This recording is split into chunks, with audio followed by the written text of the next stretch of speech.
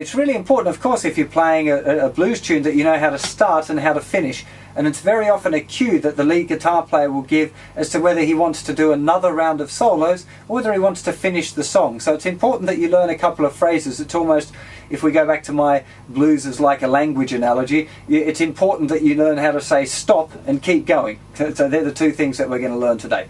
Now, the actual licks that we use for intros and endings are often exactly the same, except for the chord that we finish on. Now, if I just take a really basic, it's going to be the first intro and ending that we learn, but have a listen to how the effect of the chord that I finish on changes whether it sounds like it's a ending or whether it's a repeating. I'll do the repeating one first, and it would sound like this.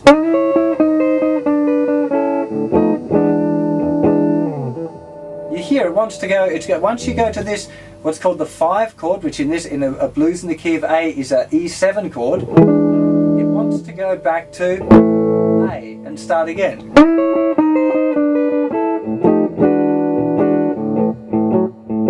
Doesn't feel like it, if I just finished there, it'd sound a bit weird.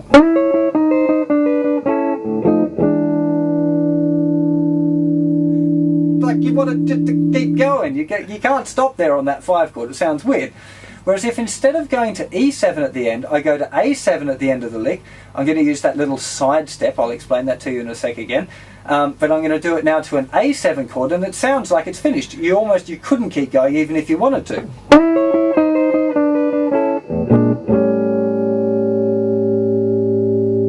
It's finished, you can't keep going after that, you just can't, you couldn't.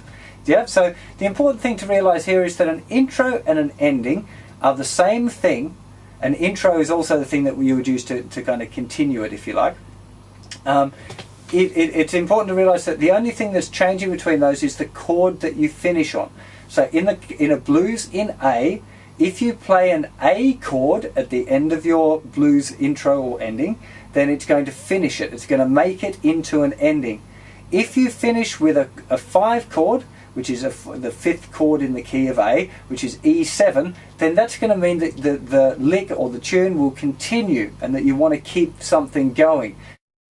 So the 5 licks that we're going to be looking at, which I'm going to give you 5 intros and endings, I'm going to play them for now as endings, just so you can hear what they sound like. And then, but you know, of course, that if instead of finishing with the A7, you finished with an E7, that the lick would continue going. It would make the tune want to keep on rolling. So here we go. The first one, I already played it to you before, but just have a listen to it again, is this one.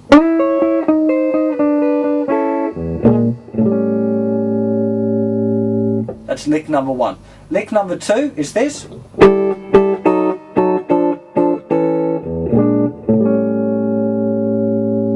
Again, played as an ending. That's a kind of a Robert Johnson styley one.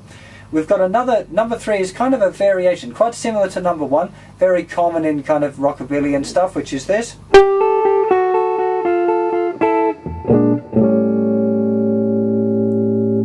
Number 4 we've got is a really interesting one. It's in contrary motion, meaning one voice is going up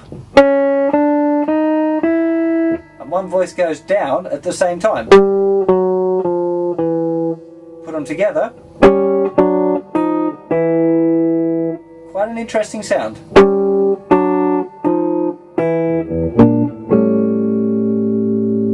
Again, I'm playing them all as endings, but you could use them for intros as well.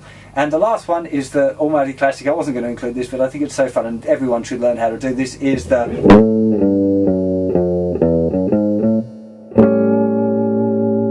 Just because you need to know that one, you know. But it also works as a continuation if you leave off the last 3 notes. So if you go...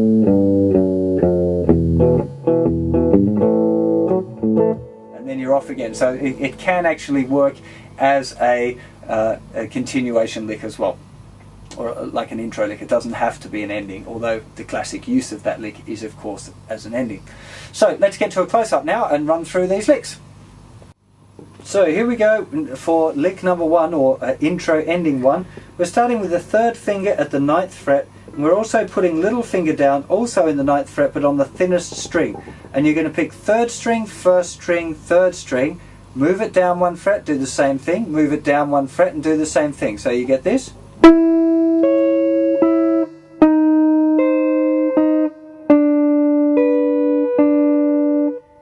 finish using a little bar with our first finger over the thinnest two strings, second finger down on the 6th fret of the 3rd string.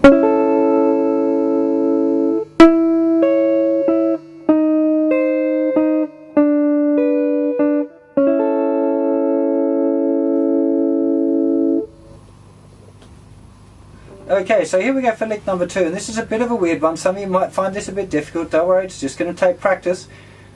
Second finger, 5th fret, 4th string. Third finger, 5th fret, 2nd string. Little finger underneath, 5th fret, thinnest string. Now little finger's going to stay in the same place all the time. You can play lots of different variations of this lick, so I'm just going to play each one once, but you could play it really lots of different rhythms. We'd start here with a pick. Then we could move all of the fingers off except little finger and put our first finger down as a bar. Then we move that bar back 1 fret and then back another fret. And again.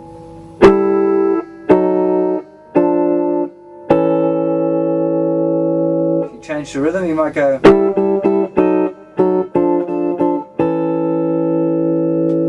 Any of that sort of rhythm would work. For those of you that haven't thought about it before, yes, you're going to have to use pick and fingers here or fingerstyle. You can't play that lick with a plectrum. Okay, lick 3 is pretty straightforward one. We've got this first finger at the 5th fret of the thinnest string. That note's going to stay the same all the time, and the note on the 2nd string is going to go from the 8th fret, 7th fret, 6th fret, and then we move the first finger over to create a little bar on the thinnest 2 strings. You can either use your 3rd finger like that, 3rd finger, 2nd finger, and then the bar, or 4, 3, 2, bar. Doesn't really matter.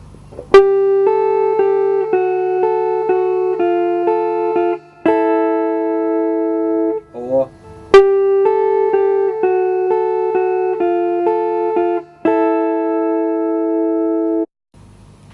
okay, here we are for lick 4. Now lick 4 is this interesting contrary motion one where we have these notes here starting on the 2nd fret going, and we also have these notes here starting at the 5th fret on the 4th string, and we play them at the same time. Now there's lots of different fingering options for this. The fingering that I prefer for myself most of the time is using 1st finger and 3rd finger first, sliding up with my 1st finger and putting my 2nd finger down on the 4th string, then swapping to 1st and 3rd or 1st and 4th depending on what mood I'm in, then sliding 1st finger back and 4th finger goes down on the 2nd string. So end up with this.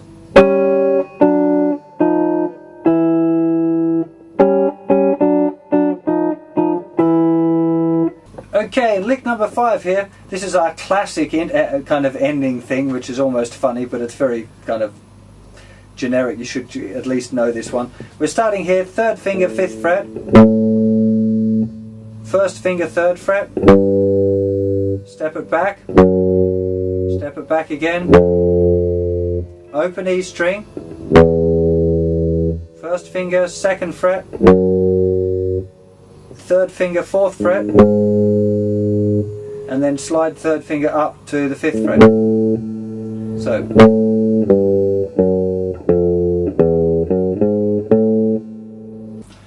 Okay, the last thing that we need to cover on this intros and ending, I mentioned at the beginning, is a thing called a side slide, which is where you step to a chord from 1 fret below or 1 fret above. So if we had our A7 chord, we can step up to it or down to it. So if we took our first little intro lick that we had,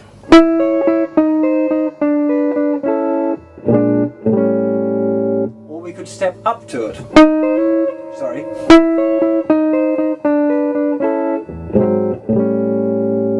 And both of them are functioning just as well as each other. It's just really stepping from above or from below.